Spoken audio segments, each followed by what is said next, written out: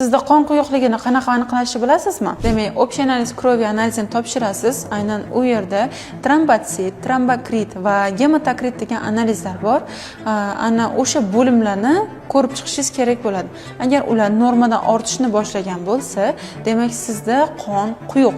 Aynan shu общий analiz кровida bizda soya degan termin ham joylashgan, eng oxirida keladi. Xo'p, uni normadan balandligi nima degani?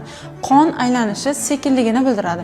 Ko'pchilikda hammasi yaxshi chiqadi. O'sha trombotsit, gematokrit hammasi yaxshi chiqadi. Gemoglobini ham normada, lekin soya balandlashib ketgan bo'ladi. Bu yerda qonning sifati yaxshi, lekin mana shu sifatli qon bo'la turib ham qon yaxshi aylanmayapti.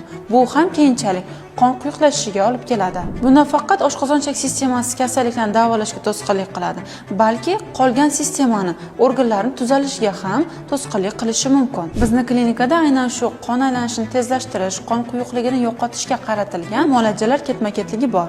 Agar sizda va yaqinlaringizda qon quyuqligi muammosi kuzatilayotgan bo'lsa, ushbu videoni ularga jo'natib qo'ying va sahifamga obuna bo'ling.